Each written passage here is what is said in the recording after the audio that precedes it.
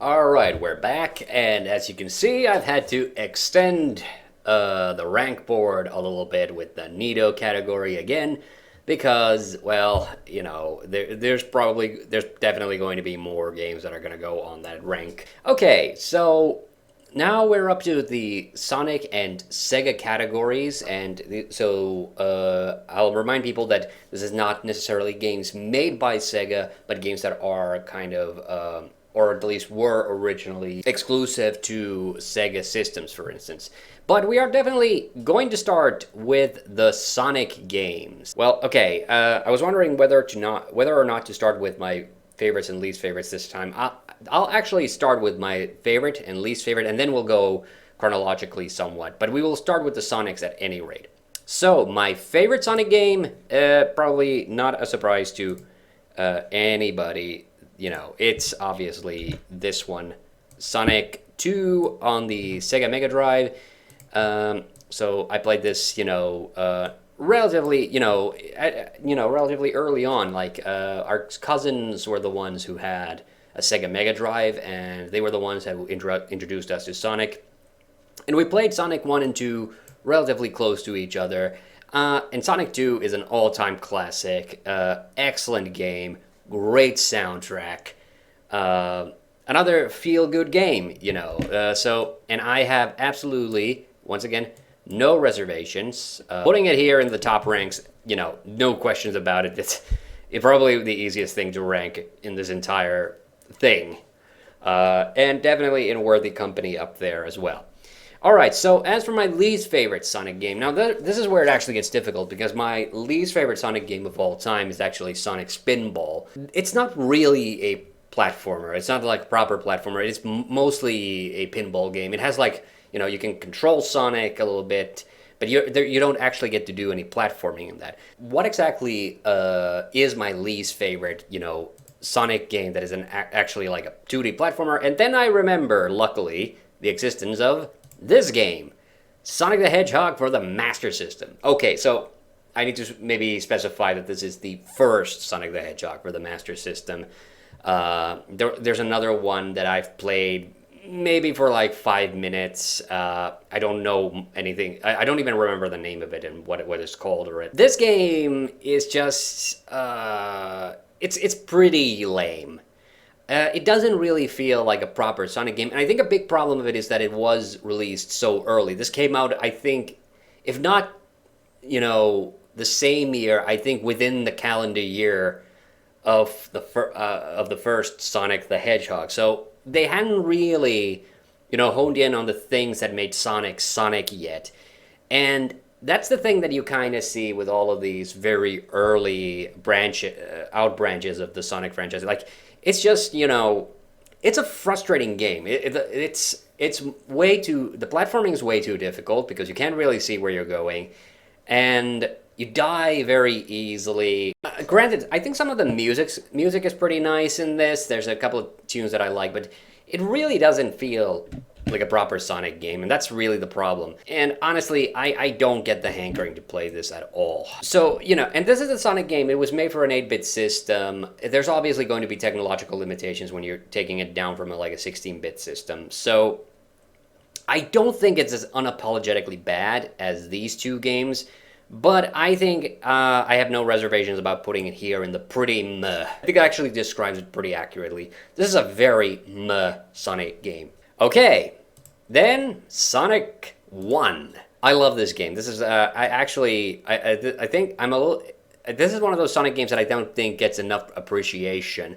And I think a lot of people shit on it because it's so primitive and, because it doesn't have the spin dash and whatever. But I love this. This is one of my feel-good games. And I have a Let's Play on my second channel of this with... unfortunately I had some pretty bad video capture settings for that, but I still like that series because I just love this game so much.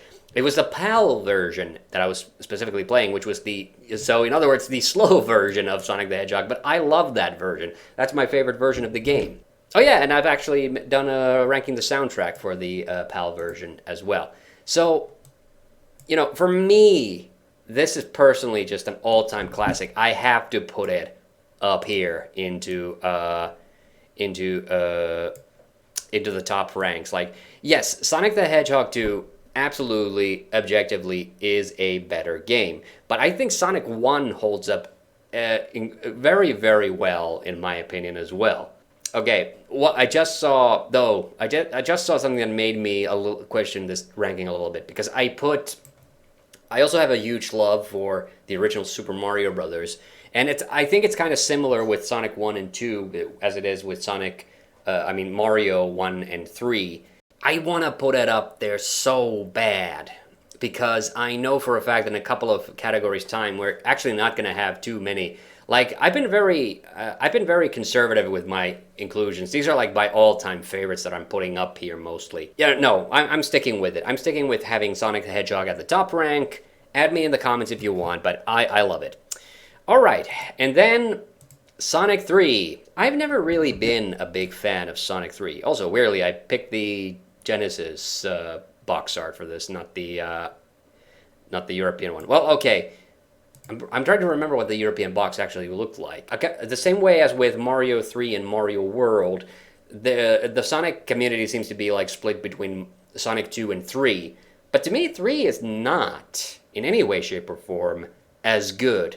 Oh, and I just realized I'm missing one other game. But yeah, Sonic 3 is not as good as Sonic 2 in my opinion, not even by a long shot. Like, don't get me wrong, some of the soundtrack is great. I love the fact that this game introduced Knuckles. Knuckles is one of my favorite characters. You might, if you've seen my favorite platformer characters, you might already know that I actually like Knuckles a lot. I don't like this game specifically for Knuckles, though. It's kind of whatever. I think in the same vein as with me loving Sonic 2 and finding Super Mario World to be a little bit, not a bad game. And don't get me wrong, I don't think this is a bad game.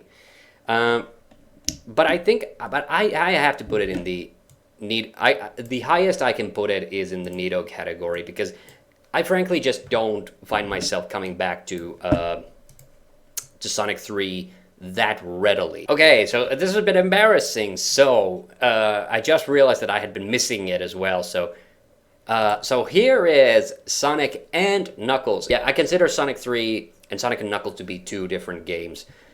Even though technically, technically this game is like supposed to be the second half of Sonic 3. It's supposed to be like, because Sonic 3 was a bit long in the tooth and development-wise. Here's the thing, though. I don't really like the levels in Sonic and Knuckles. I just don't think it's a fun game to play. So, as much as even though I'm not a huge fan of Sonic 3, I have to say, like, most of the levels, like, okay, yeah, so the Ice Cap Zone level, that's my favorite level. Those are my favorite levels. I like that. I like the first level, the jungle level, and I actually like, yeah, I kind of like Hydro City. I'm a bit mid on the carnival level, and then the final levels, whatever. But mostly good levels.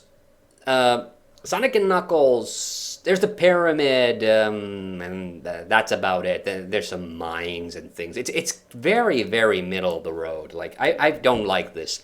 Now, yes, you do get to play as Knuckles. That is true.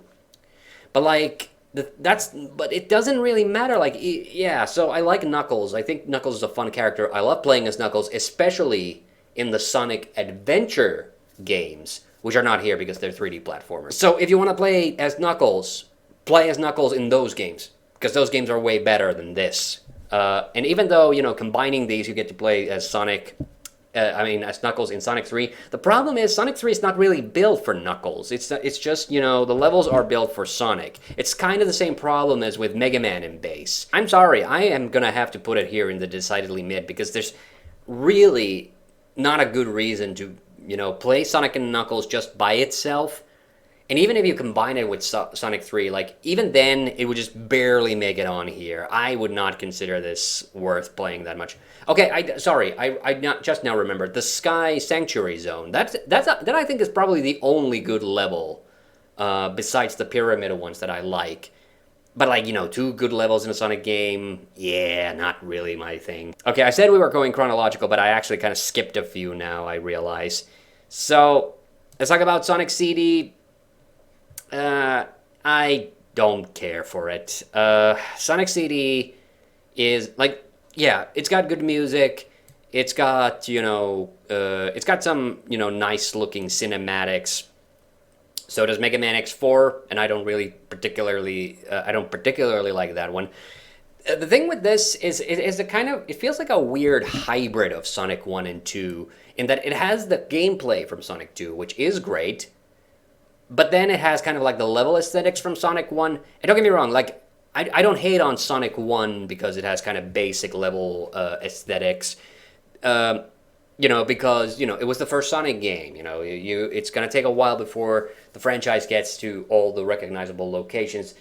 I don't really like the time travel gimmick in this.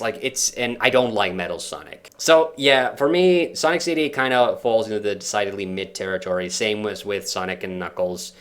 It's just not a game I really enjoy. Oof. Then Sonic 3D. And if you want me to be specific, yeah, I'm talking about the Mega Drive version, but it doesn't matter. This game is such a joke. I was hard pressed to think whether or not this counts as a platformer either. But there are segments where you have to jump platforms. It just barely counts in my view, so that's why I'm including it. I'm not a big fan of this. The controls are slippery as hell. Some of the music is nice.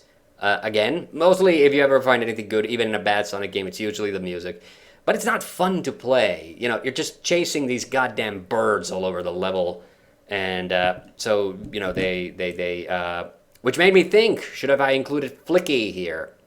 But I'm drawing a line in the sand. Like, no, Flicky that one's barely a platformer either. This one I actively kind of dislike. So I think it deserves to go down here. Like, don't get me wrong, Sonic CD, I say it's decidedly mid, which is like, I don't like it, but it's not like bad. It's not like horrible or anything. Then Sonic 4. Episode 1.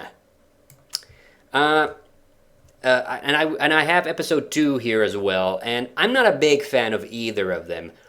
But I think Sonic 4 episode 1 is just slightly better than 2, but also kind of vice versa. Okay, this game was a little too basic.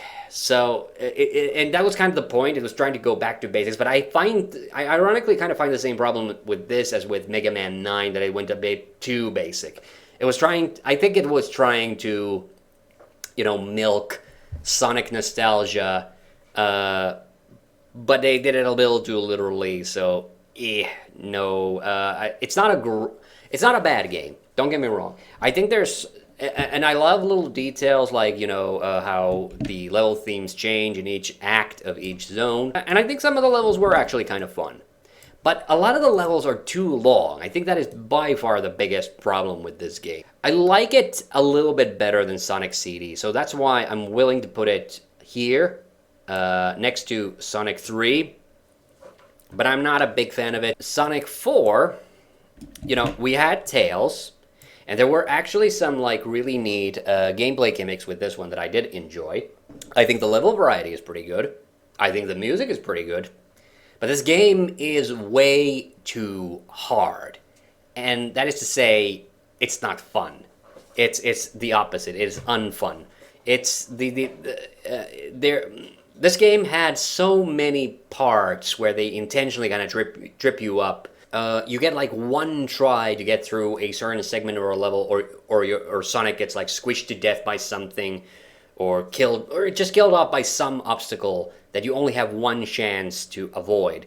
And I hated that. That was really dickish level design. I honestly had a way more miserable time playing this than Sonic. Episode 1 of Sonic 4 was a little bit, but I will say I think that it actually has slightly better level variety. So in some ways, episode 2 actually is better than episode 1. I think they definitely they made some improvements based on maybe player feedback or whatever. Yeah, that's not enough for me to really put it in the Nito territory. I still think if I'm gonna play either one of these, I think I would rather play Sonic 4 Episode 1. So I'm putting this in the decidedly mid territory for me. Okay, and next up we go from Sega's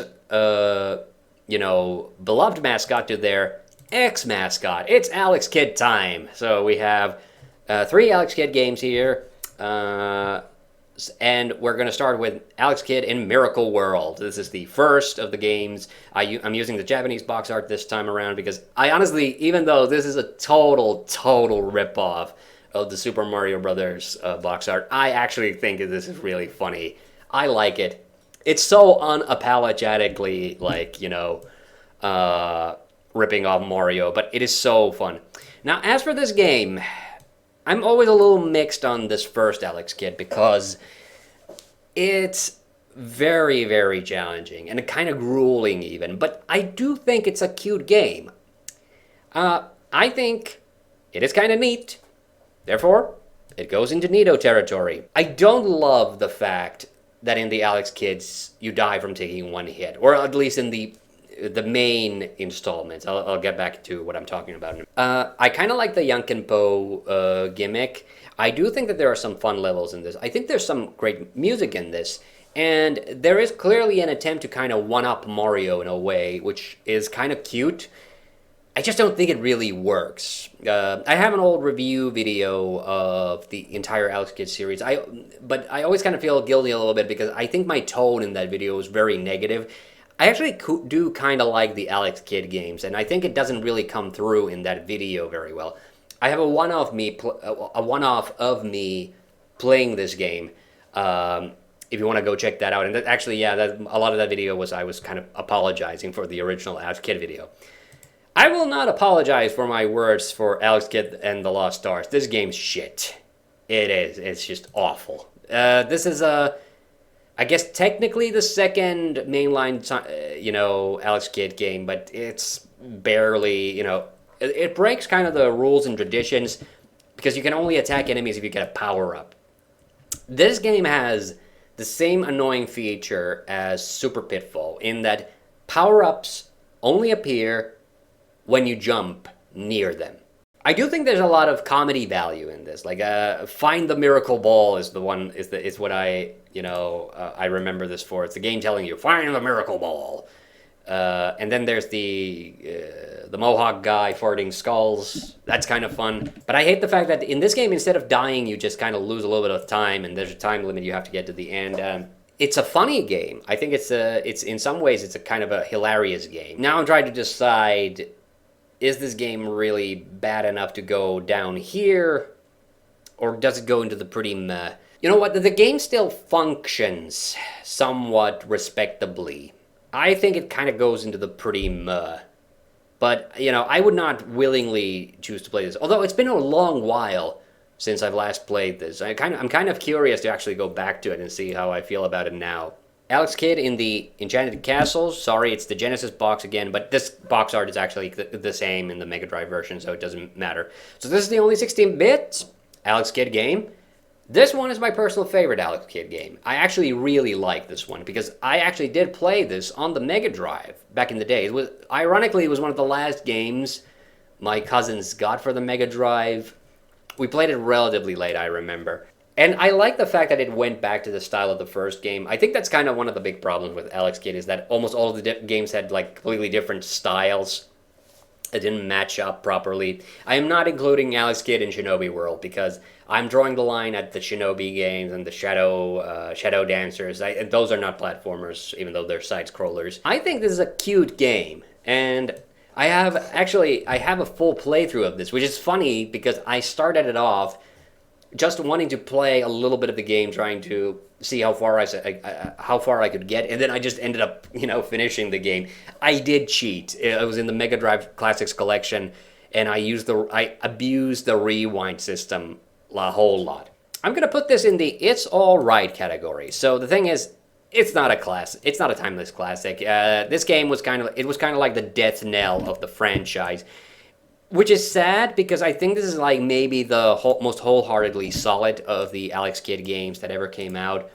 Except I do know that there was a relatively modern game that Sega made. I think I haven't really played that one, or hadn't had a chance to play that one, so I don't really have anything to say about it. But yeah, this definitely deserves to go up here. I really like it. Decap Attack. This is from Vic Tokai, and I really love this game. This is one of those neat, weird Mega Drive games that, you know, I always remember the Mega Drive for. Mega Drive had these weird, over-the-top games. Now, you might be wondering, why isn't Jock Rock here? I have a full playthrough of this game, by the way. But Jock Rock technically wasn't a Sega exclusive, so it's going to come up in the other category. But it is going to come up. I really, really love this game. I think it's really fun. This is easily one of my top titles for, you know, the Mega Drive.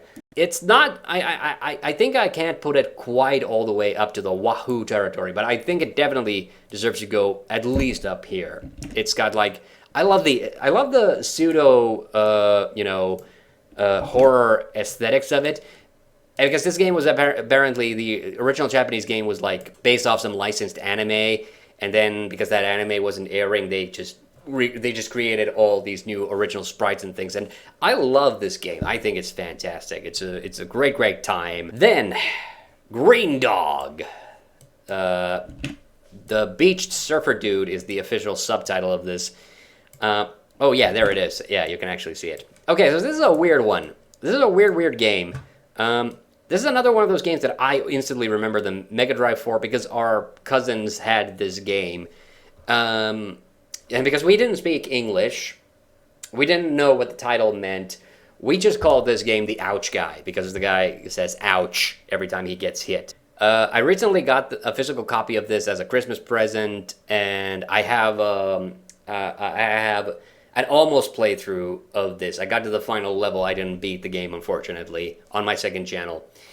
I like this. I think it's a really chill, fun game, but it's not like a great all-time classic. Like I will admit the gameplay is a little clunky, but I love the music. I think some of the power-ups are really fun. The enemy art style is a little inconsistent, and like I say, the gameplay is a little all over the place. I don't like the skating levels. The skateboarding levels, but I do get this is a feel-good game though, so I'm willing to put it here in the Nito territory because I actually do genuinely like it, but it's not like an all-time classic or anything. It's kind of, you know, if you don't have the nostalgia factor that I have, then you probably don't think it's a particularly good game. But I like it. I think it's a cute game. But yeah, definitely does not deserve to go into the same territory as these guys. Then Gunstar Heroes. This is also I played this on the Mega Drive, and also this was one of the first Mega Drive games I also downloaded for the Wii because I loved playing it so long ago. And this game obviously has some Mega Man-ish qualities about it, which is what I love. I love the fact that you can just pick a weapon from a weird roster of weapons, and yeah, and it also has the little select screen. I think the bad guys are really neat. There's a lot of cool design that goes into this game, but it's pretty relentless. It is. It can be a bit hard to get into. If you love these types of games, I think you're gonna like this a lot. Now, I have a bit of a hard time because I'm starting to run out of room here. I don't really think it. I do kind of want to put it in the it's all right. This is a game, however, where I will say you do. I think you do need a second player for this. I think this is one of those games that is better when you're playing it with a friend rather than playing it by yourself. I'm really torn whether to put it in the it's all right or in the Nito territory. Because I will say though. I played this a lot when I first got it because I really wanted to get to the end and finish the game. The game is actually really short in the overall. There's the 4 main levels, the final level, and then the space level. It's actually a really short game when you stop to think about it. So I don't know, maybe I will put it here in the Nito. It's a fun game. It's definitely a good game. It maybe does lack a little bit of substance. I hate to say that, but I do think that's the case, honestly. Okay, I'm looking at what I have left in the Sega rank. I'm definitely going to have to make another extension to this rank board, but I think we're going to get these last two in here. Rystar. This is a very, very late Mega Drive game from the Sonic team. And this is a really cool game. Has some really awesome sprite animation and stuff. Unique animations for each level as well. Really good music. The gameplay is a little bit tricky. I say that this is by the Sonic team, but it's actually nothing like Sonic. It has its completely own thing, but it's a really solid platformer. A lot of fun, very challenging though. I think this is honestly a bit of an underappreciated hit. I mean, I think the Sega fans who are in the know this game and know that it's great. But I think a lot of people are completely unaware of it, especially because there were no Rystar sequels. At least I'm pretty sure this is a one-off. So that's kind of sad, honestly, when you think about it, because it's such a really, really solid game. I have a one-off of this as well. This is a really, really good game. I'm going to put it up here next to Decap Attack. I wish I played this. Some of these games I will admit that I don't play that often. But for Rystar, I think the thing is, weirdly, I have this weird reverence for Rystar. I really always feel like I have to be in the right mood to play Rystar. So that's why I haven't played it that much. But every time I play it, I'm just blown away by it because I think it's so fun and such a good game.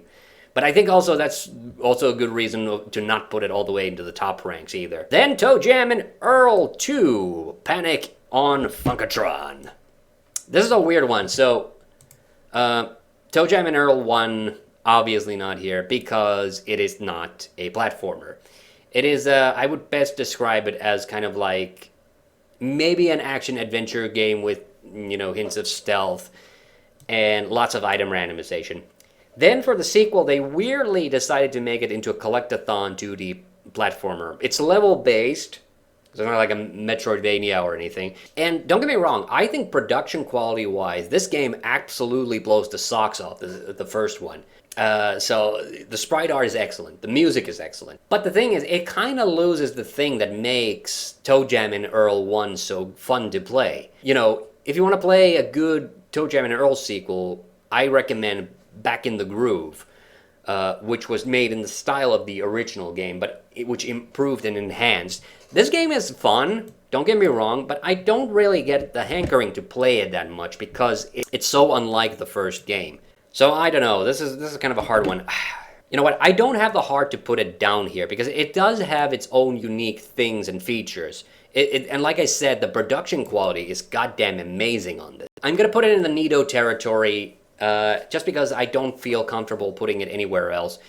And I think and that's the thing that I kind of hold against it, is the fact that it's just not anything like the original Toe Jam and Earl. It's basically just its own thing. Okay, and as you can see, I have made another change into the ranking table. I've extended It's Alright because we're running out of space again. So, let's get on now to the Castlevania category.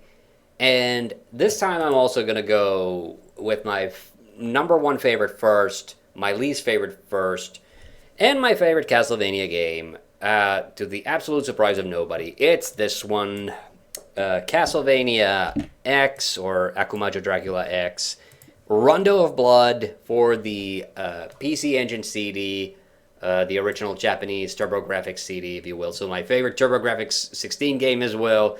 This is just a solid, great game. Excellent music. Love the levels. A little, a bit frustratingly difficult in places, definitely. But the thing is, I have kind of grown to, appreciate the challenge in most of these games. And I just really like this one. It's just, I think it's super, super cool. I always have a good time playing it. There's not going to be too many of these Castlevania games here because I haven't played that many of the Metroidvanias, so I don't have anything I can really say much about those. Okay, so my least favorite Castlevania game, the Castlevania Adventure. I only played this for the first time when I got the Castlevania Legacy Collection, and oh my God. The thing is, I like Game Boy games. Fair enough. Like, I think they're okay. Most of the time, they're just kind of watered down, NES games. But, they can be fun. They can be great. Not this game. This game's absolute fucking garbage. I have an almost playthrough video of this one as well on my second channel. And I kind of regret that series about my least favorite games of my favorite game series, that I never made a second episode, because this would have been perfect for that one. It's only, first of all, there's only 4 levels, but the gameplay is just unacceptable. You move like you're in molasses. You don't jump very far, so you keep falling to your death. This is a goddamn inept example of a Game Boy game, so it needs to go. It absolutely deserves to go down here with these guys. It's a fucking insult to the series, in my opinion, that this is even a Castlevania game. Also, you don't get any special weapons. You lose your whip upgrades if you get hit by enemies, like as if this is a fucking Mario game. It's not. It's Castlevania. And in Castlevania, you get hit by enemies a lot. So you're gonna just lose that weapon every fucking time. My God, it's absolute fucking garbage. Then Castlevania, the original. I love this game. This is fun. This game is awesome. I love the music. I love the graphics. I'm again in the same situation here, wondering, should I put this up here with Rondo of Blood? Because I genuinely do like this game a lot. And it is very difficult, don't get me wrong, but there are a few things you can do to cheat and help yourself through the game. And, there's endless continues, basically. So even if you game over... Okay, there's one thing. Level 4. That's the underground tunnel. That's the one that I always have trouble with. Even now, even these days, even though this is the same kind of game that when you play it for the first time, it can be pretty brutal and unforgiving. But then the more and more you play it, you get used to it. But that level 4, I'm never excited. That's always the one that almost always kills my momentum in this game. As much as I do love it, I think I do have to put it here in the it's alright territory. Because it is alright, definitely. It is a great game. I love it. But I have some issues with it. While I'm on this rank, I might as well discuss this one. Castlevania, Bloodlines. Here is the European box, the new generation. I picked the European box for this one because I think this is honestly way better than the American box, but I always call this Castlevania Bloodlines because I think this title is really stupid. This is a weird game because I used to not be that big of a fan of this game, but again, through playing this on the Castlevania Legacy Collection, I have actually grown to like this a lot. I think the production values are great. I love the level variety. And don't get me wrong, the game definitely, here the bullshit level is the second level. It throws you into the shitty level right in the second round. And, but once you get past that, the rest of the game is excellent. It's actually shockingly short.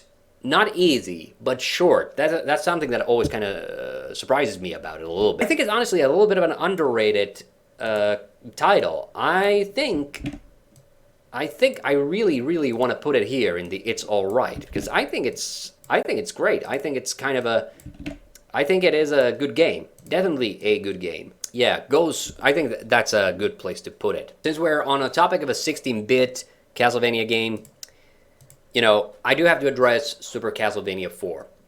I think the production qualities on this one are also great. The weird thing about this game is the fact that the levels can be brutally hard. The boss fights, shockingly, are actually really, really easy. The final Dracula fight is always a little bit of a letdown for me because I think this might be the only Castlevania game where Dracula doesn't transform into a gigantic demon in the end. It's a bit of an anticlimax after everything you've gone through. It's still a really good game though. I'm not saying that it's a bad game by any stretch of the imagination. So I'm now wondering where to put it. But the thing that always bugs me about it that it is just another remake of the original Castlevania. And there's too many of those to begin with. It does have enough of an identity of its own that I think it's a decently solid game. You know what? I think I'll put it here But if I'm brutally honest, like I would definitely pick either of these other two games any day of the week. This is not to say I think Super Castlevania 4 is bad. Absolutely, like it's right here in the top. I have to recognize, the top quality production values and what have you. But there is a lot of frustrating shit in this as well. Okay, so speaking of frustrating shit, let's talk about Castlevania 3 Dracula's Curse. I used to actually like this game a lot more.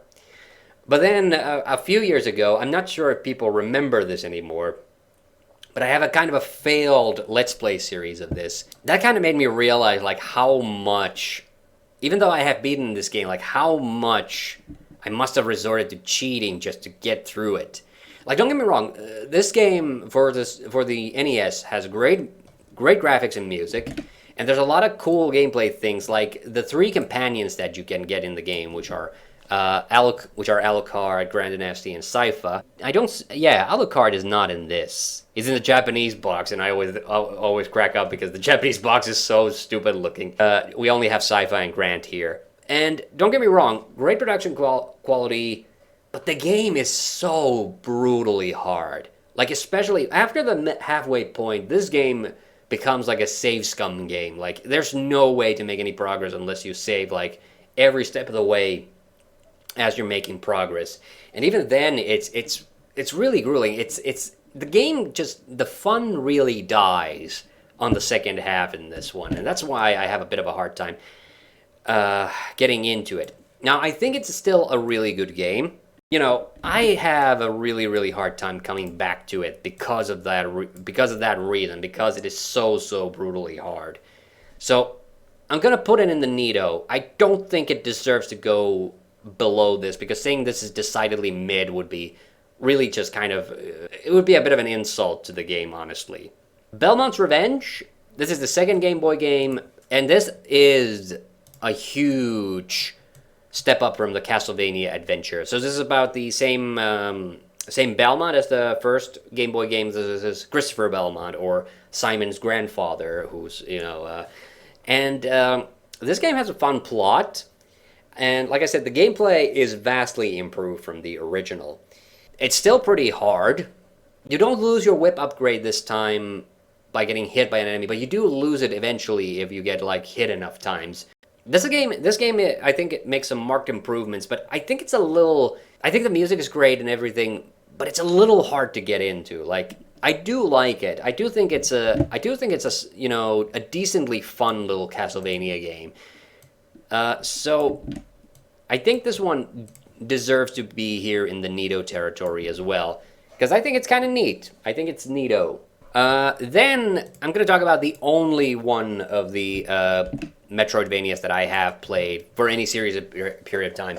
I have tried out, like, Symphony of the Night for, like, 15 minutes, and I didn't like it, so I never played very far into it. But this one I actually owned. I bought this on the Game Boy Advance, so this is the first of the Game Boy Advance Castlevanias. And I did kind of like fall out of love with it for a while. But then I'm trying to remember when this was. Was it 2014-ish or something like that? I did go back to it and play. Oh, by the way, this is the American box, because in Europe they didn't have the subtitle here. They just called it Castlevania, which was really, really confusing. I think this game is neat. I think it has great music. The card mechanic is kind of confusing to get into, but once you wrap your head around it, it does help you out in the boss fights and what have you. I did have a decent honest effort of trying to beat the whole game. I didn't quite succeed. I think I did get up to Dracula, but I've never been able to beat Dracula, so I have a kind of fondness for this game, but I will admit that it's not necessarily one of my favorite Castlevanias. But I think it deserves to go here in the Nito territory, at the very least. I think it is a good game. Alright, and then we're closing this off with Simon's Quest, Castlevania 2. This is the only Castlevania of the NES Castlevania games that I have actually played on an NES. I have a soft spot for it. It's kind of notorious, but I actually really like it. And I have a full playthrough of this on my second channel if you want to watch me play through it. It's funny because it didn't start off that way. Originally it started off with me just trying to play as far into the game as I could in a single video, and then I made a second part where I finished the game. And don't get me wrong, this is another one of these games where, you know, I would not recommend getting into this if you're trying to get into Castlevania for the first time. Absolutely don't do it with this game, because it's impossible to figure out without a walkthrough. Because, and this is another one, like one of those border cases, there is platforming in this. You have to avoid jump platforms to avoid falling into death traps. So I count it as a platformer. It is kind of like a prototype Metroidvania, if you will. So you're going through 5 mansions to find Dracula's body parts to take them back to Dracula's castle and destroy him. And there's this big overworld that you have to also explore.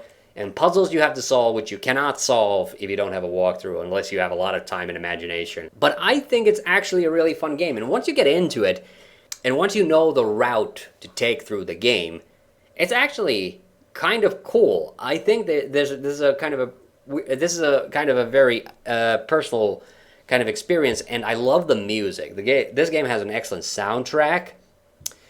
Granted, there's a lot of grinding, I will admit. There are parts of this game that are very grindy, like, you know, and you can get unlucky, and if you get ganked by enemies at the wrong time and you lose all your hearts, which is a currency in this game, confusingly, then, you know, you can be in for a bad time if that happens. I will admit. Now I'm in a bit of a pickle here, like where to put it. Because this game does have a notorious reputation as well. There are a lot of people who will say that this is actually a bad game. And I absolutely get, if you hate this game, I absolutely understand why. But if you've gone into the deep dive of it, like I have a long time ago, and if you know what you're doing, and if you know what you're getting into, I think you can have a good time with this.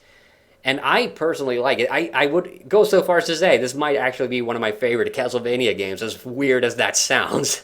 Where to put it? Where to put it? This is hard. Because a part of me really wants to put it up here. I definitely enjoy this game more than Dracula's Curse, Spellman's Revenge, or Circle of the Moon. That settles it. I am putting it in the It's Alright territory. This is another one, like, the same way I understand people might not agree with my assessment of the original Super Mario Brothers or something like that. But yeah, this is a very personal pick. I like this game. You know, fucking sue me. Alright, and for this part, this is going to be the final part for this video. We're going to go through the Disney games by various different companies. A lot of these are going to be Capcom, but a few are going to be not Capcom.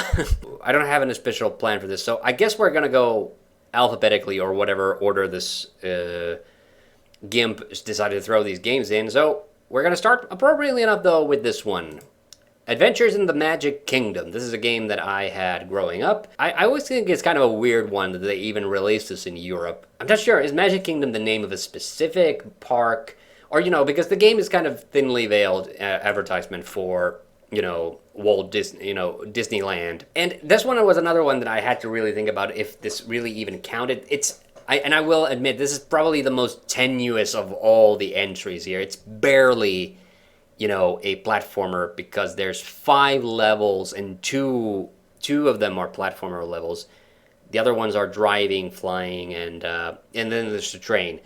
I'm willing to allow it just because it gives me an excuse to talk about it. Now, I think this game is fun. It's not great, you know. It's not great, you know. It has definite flaws in it.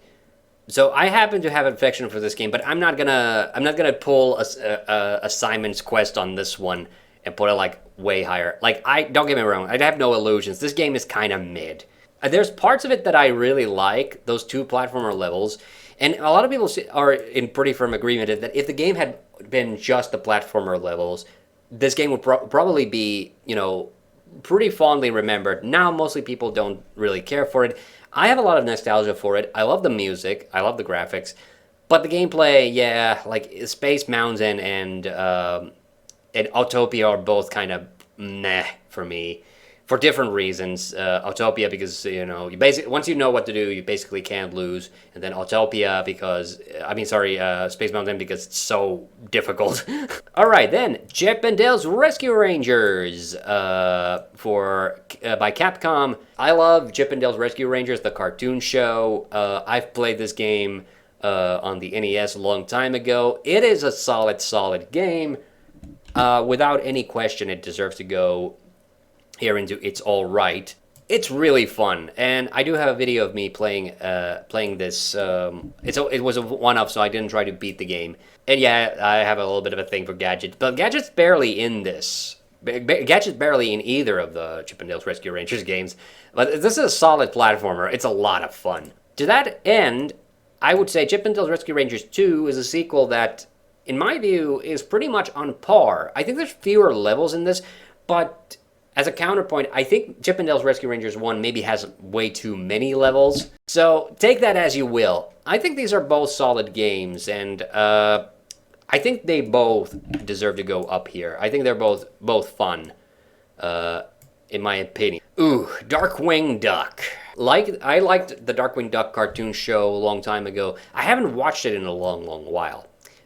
Great theme song. This game, though, is I'm a bit mixed on it. Like, there's parts of it that I do like. There's great production quality because it's a Capcom game, obviously, but it's way too hard. It's honestly, like, every time I go back to play this, I'm always like, yeah, this game's not that much fun because you die too easily. There's too many enemies, and there's, the platform is pretty ruthless as well. I'm sorry, I'm gonna put it here into, I'm gonna put it here in the decidedly mid. Like, don't get me wrong, I don't think it's a bad game. Even though it's going on the second half, it's still in like this, objectively speaking, it's a good game, but it's not it's not a game I enjoy. I just don't really get much out of it. Quite frankly, like, quite a lot of these other games I would actually prefer over Darkwing Duck. Okay, but then, Donald in Maui Mallard. This game is also known as Cold Shadow, I think in the North American region. This is an awesome game. This is one of my personal favorites. It's great production quality. Donald turns into a ninja. That's not the only thing I love about it. Like, it's genuinely great levels, excellent music, and Donald has this kind of weird, like, alter ego in this game as Maui Mallard. So Maui Mallard is Donald, but he's like this weird detective mode in this game, which is it's kind of a weird thing. It's never really explained. I get the feeling like they maybe intended to have more of these, but then they never got around to it. But I think this is a really fun game. Highly recommended. I think one of the finest. And this game's on multiple platforms, but I have the Super Nintendo version there because obviously I played this on the Super Nintendo. And I have played the PC version. I don't think I played the Mega Drive version.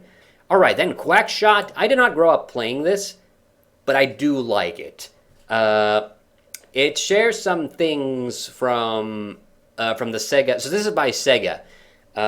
I forget what Maui Mallard was by Disney Interactive, but I don't think Disney Interactive developed games. I think they only released them. I don't know. Was it Eurocom? But anyway, Quackshot. This game actually has a lot in common with the DuckTales games, and that's the thing I like about it. You get to travel between different levels. There's a little bit of problem solving and things. It does borrow, you could probably tell. It's especially the final part, like, very shamelessly rips off Indiana Jones and The Last Crusade. I think this is a really fun game, though. Granted, I think it's kind of bullshit that you have to play through the whole game in one sitting. I'm a bit shocked that it doesn't have, like, a password or anything. But yeah, you do have to play through the whole game in a single sitting, but it's actually such a good game that it's not really that bad. I like it. The thing that I always I'm surprised about, because in this game, they had, like, real Donald noises, like when Donald gets hit, or he does, like, the Donald Duck noises, and this game he doesn't. And I don't know why, because the Mega Drive totally could have supported that, but I don't know. That was a weird thing Sega did. DuckTales, woohoo! Yeah, I love the original DuckTales is a really good game. Maybe a little simple in places, and, there aren't that many levels. And one thing that is a bit annoying is that you have to keep going back to Transylvania so much. But this is a really fun game. I played this on the NES back in the day as well. Never finished it, obviously, but, it's really good. These Capcom, by and large, these Capcom Disney games, and this is on equal quality, in my opinion, with Chip 'n Dale's Rescue Rangers 1 and 2. It is really solid. And yeah, I love DuckTales as well, the DuckTales cartoon show. Uh, solid stuff overall. DuckTales 2, I'm not that big of a fan of. Uh, I don't like the fact that you have to get the pogo, the stick upgrades. And honestly, I don't think most of the levels are as memorable as in DuckTales 1. I think some of the boss fights are actually better. Some of the boss fights are more memorable. And the gameplay is a bit more improved. But this one honestly is a bit of a disappointment. Like it's not a bad game. It's not a bad game. I wouldn't say that. But I think I need to put it here in the Nito territory. I don't really find myself coming back to DuckTales 2 that much. I really do. If you're going to play an NES DuckTales game, play DuckTales 1. But the ultimate DuckTales game is this one, DuckTales Remastered. Fantastic sprite art. Same as, wait, there was another game that I was talking about that had great sprite art. Oh yeah, the Wario Land Shake Dimension. Similar way, this one has excellent sprite art, sprite artwork. It takes the original game, I think enhances it a lot by including this kind of narrative point into it, because the original DuckTales is actually a little bit cryptic in places. It's not impossible to figure out because the levels are so tiny, but I love the fact, DuckTales Remastered just, ups the ante. It's a great remake, and that adds a lot of new stuff, and it had the voice cast from the original DuckTales cartoon, which instantly makes this one of my favorite video games ever. Like not just one of my favorite like Disney games, just one of my favorite video games. Period. Like Alan Young as Scrooge McDuck, and then the actress who played Magica De Spell, Frank Welkers, is one of the Beagle Boys, and Russi Taylor as the Huey, Dewey, and Louie. This is a great game. This is an awesome remaster. It's one of my favorite Wii U games. Absolutely, DuckTales 1 is, it's pretty solid, and I would maybe recommend give the original DuckTales a try, then try DuckTales Remastered. You're gonna have your socks blown off by it. Here's another one that I'm a big fan of, Hercules, the action game. Yes, I have it right here. Yeah, so I had the PC version, but I have played it on PlayStation as well. And I played this game before the movie came out in Finland, so I actually became very familiar with the movie already out of the gates. It does take liberties with the source material, obviously it does, but I think it's a great combination of 3D and 2D. I think this is kind of gets a little bit of best of both worlds from that time period. The Hydra battle is pretty iconic. Levels are great. You have a lot of exploration. I have not played the game though in a long while, so I'm trying to remember. Hercules had all these cool power-ups in this game that didn't come from the movie, but it's really neat. It's kind of a short game. I think there's only maybe 10-ish levels or something. And then of course it did have cutscenes from the movie that they kind of, again, they took liberties and they kind of reworked some of the stuff, but this is, I think, probably one of the best games ever based on a feature film. This is not just nostalgia talking. This is a solid, good game. I think it deserves to go up here. It's one of my personal favorites. So yeah, I have absolutely deserves to go up there in my opinion. Now on the other end of this movie game spectrum, we have The Lion King. Again, great production quality. Virgin Interactive. Were they the developers? But this game has so much bullshit difficulty. I don't think this is, as a game, this is not very representative of the quality of the motion picture. And I have the Super Nintendo version, and I have also played the Mega Drive version. There's not that big of a difference between them. Maybe some audio stuff's a bit different, but this game's not fun. This game's it's not an all-out broken mess, but it's kind of insultingly bad, considering what the source material is. Oh, I just remembered, I've even played the Game Boy version of this. That's all throwback, back when games got published for so many different platforms. I do actively dislike this game. I don't think it's very, very good. It's not all out bad, but I don't think there's enough good stuff in it. So this might be a bit harsh. People might feel that it is a bit harsh, but I think it deserves to go down here. I don't like this game. and I'm not gonna apologize for it. Castle of Illusion, starring Mickey Mouse. I love this game. This is another classic from, so this is from Sega, so the Quackshot people did this. This is legitimately one of my favorite Mega Drive games. I'm not even kidding. My cousins also had this. I think production quality is excellent. Great level variety, great music. I'm a little on the fence though, whether I can really put it in the top rank, because it is very basic. Don't get me wrong. So, I've already put 2 Disney titles up here, and I don't think this game really matches either of these. Even though this is another feel-good game and puts me in an excellent, excellent mood, I do think I have to put it here in the It's Alright track. It's in good company here, definitely. You know, most Disney games, I hope what has come through here is that I actually like most Disney platformers. It's just few weird outliers like Lion King that I dislike. And the remake, also very solid. In fact, I would say in some ways better than the original. In some ways a bit frustratingly difficult, and I do think the weakness of this version, I think, are the 3D segments. I think that some of them are fun, some of them are a little iffy, but I would say still overall quality-wise, this gets very close. You know, the same as with Chip and Dale's Rescue Rangers 1 and 2. So I think both of these are solid.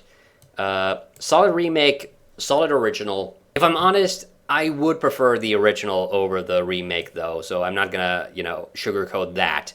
But it is a fun game. It is a fun game. Then here is World of Illusion, starring Mickey and Donald. This game has a few fun gimmicks, like the fact that you get different levels as Donald and Mickey. But it's kinda... difficulty-wise, it's very inconsistent, because parts of it are kind of dickishly hard, and then some parts of it are almost a little too easy. So there's not a good consistency there. The production quality is once again really high because it's a Disney game, it's a Sega game. I think it's a lot of fun. It's very magical, very nostalgic. I did play this on the Mega Drive a long time ago, and recently I got a physical copy of this for myself. But I do think it isn't quite as wholeheartedly solid as the original Castle of Illusion. Still really fun. Still a good game, don't get me wrong, but I do think I have to put it here in the Neato territory. I think there was a slight quality drop-off, but I love playing as Donald in this, so it's still a good game. Still a good game. Then this little weirdo, Pinocchio.